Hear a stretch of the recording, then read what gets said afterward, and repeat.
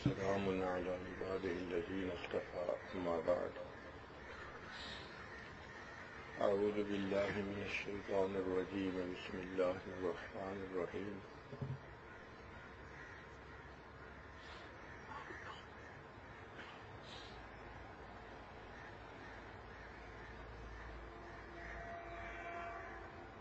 من يطع الرسول فقد أطاع الله سبحان ربك رب العزة عما يصفون وسلام على المرسلين والحمد لله رب العالمين اللهم صل على سيدنا محمد وعلى آل سيدنا محمد وبارك وسلم.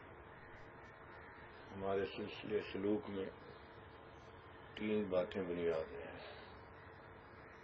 ایک کثرت ذکر، دوسرا اتباع سنت، تیسرا صحبت شیخ.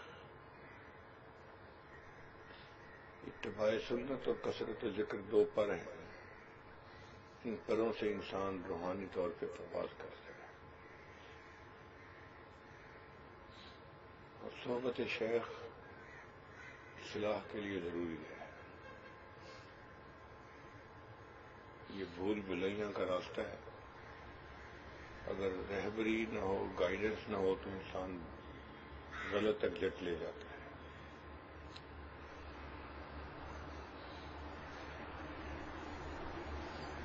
تو صحبت شیخ کی ضرورت ہے راستے پہ سیدھا رہنے کے لیے، اور کثرت ذکر اور اتباع سنت ہیں سلوک میں ترقی کرنے کے لیے.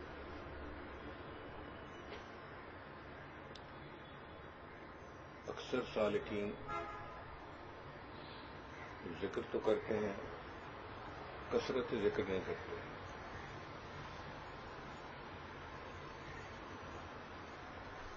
اور کثرت ذکر نہ کرنے کی وجہ سے ان پہ اثرات نہیں ہوتے. وَلَا يَذْكُرُونَ اللَّهَ إِلَّا قَلِيلًا، ذکر کرتے ہیں مگر تھوڑا. نتیجہ کیا ہوتا ہے؟ مذبذبین بین ذالک، لا الہ الا ولا الہ، تذبذب کا شکار ہوتے ہیں.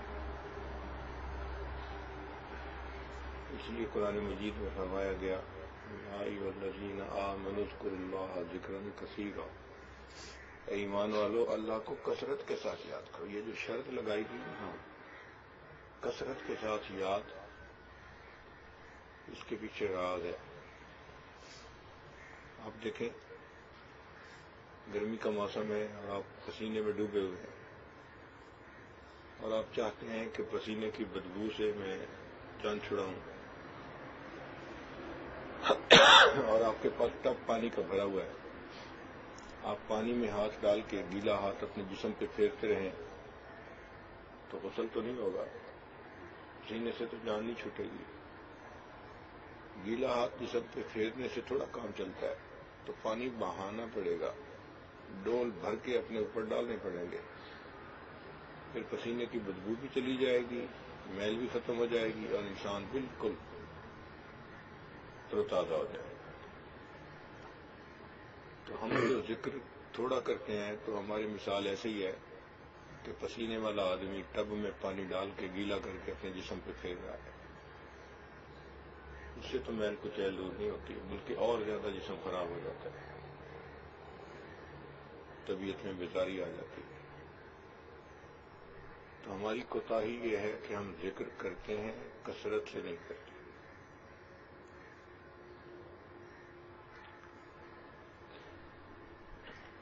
جتنا روٹی کھانے کو ہم اہم سمجھتے ہیں، مراقبہ کرنے کو اتنا اہم نہیں سمجھتے.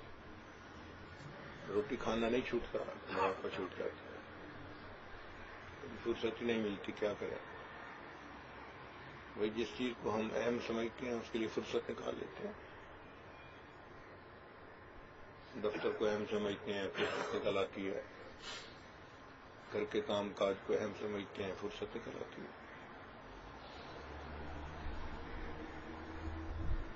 ایک بندہ دکاندار ہو، میں تو جی بڑا مصروف ہوں، وہ جب دوسری برانچ کھولنے لگتا ہے تو فرصت نکال لیتا ہے نا. تو دوسری برانچ کھولنے کے لیے وقت نکل آیا نا. اہمیت ہے. جب ذکر کی اہمیت ہوگی تو وقت نکل آئے گا. وقت ہی وقت ہوگا. یہ فضول بہانے ہیں کہ جی فرصت نہیں ہے، کام بہت ہے. جو اصل کرنے کا کام ہے اس کے لیے وقت نہیں تو پھر کیا کریں گے؟ تو ذکر کو کثرت سے کرنا چاہیے. اس کا مطلب صرف یہ نہیں ہے کہ آپ آدھا گھنٹہ مراقبہ کر لیں، پونا گھنٹہ مراقبہ کر لیں. نہیں، مراقبہ بھی کرنا ہے اور مراقبے کے ساتھ چلتے پھرتے بھی اللہ کی طرف متوجہ رہنا ہے. اب اس میں کیا رکاوٹ ہے؟ ہر وقت دل کا دھیان اللہ کی طرف رکھنا، اس میں کیا رکاوٹ ہے؟ سوائے شیطانیت کے یا نفسانیت کے کوئی رکاوٹ نہیں. بوڑھا بھی توجہ رکھ سکتا ہے، جوان بھی رکھ سکتا ہے، مرد بھی رکھ سکتا ہے، عورت بھی رکھ سکتی ہے، صحت مند بھی رکھ سکتا ہے، بیمار بھی رکھ سکتا ہے. اس میں کیا بہانہ ہے ہی نہیں کوئی کہ جی فرصت نہیں ملتی. آپ بتائیں، مجنوں سے اگر کوئی پوچھے کہ جی لیلا کو یاد کرتے ہیں تو آگے سے جواب دے گا کہ فرصت نہیں ملتی. وہ مجنوں کیسا؟ لیلا کو یاد نہیں کرتے تو پھر کرتے ہی کیا ہو؟ ہم اللہ کو یاد نہیں کرتے پھر کرتے ہی کیا ہیں؟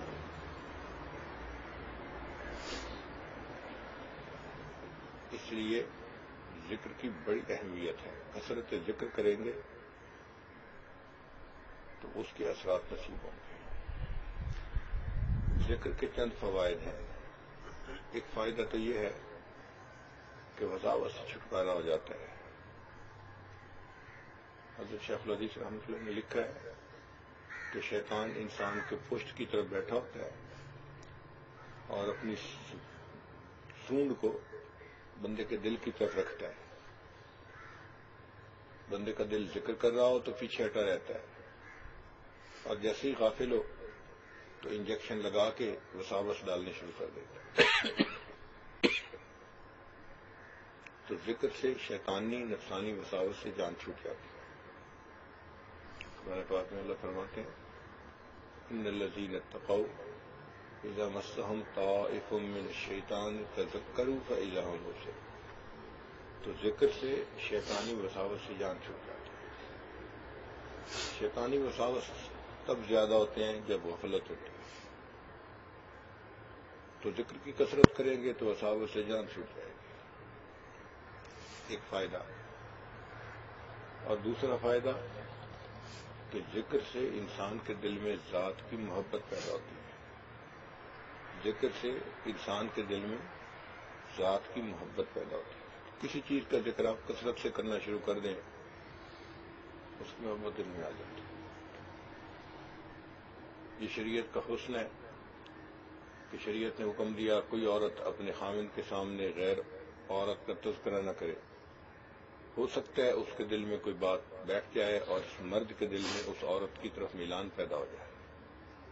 تو دیکھو ذکر سے محبت آئی نا دل میں، اس لیے تو منع کیا گیا. تو جب انسان اللہ کا ذکر کثرت سے کرتا ہے تو اللہ کی محبت دل میں آتی ہے، اور یہ محبت مطلوب ہے. اللہ فرماتے ہیں والذین آمنوا اشد حبا للہ، کہ ایمان والوں کو اللہ سے شدید محبت ہوتی ہے. دیکھیں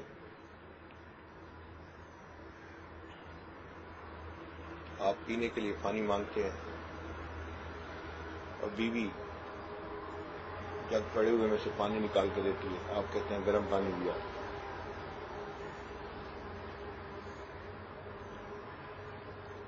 تو برف والا ٹھنڈا پانی چاہیے پینے کے لیے.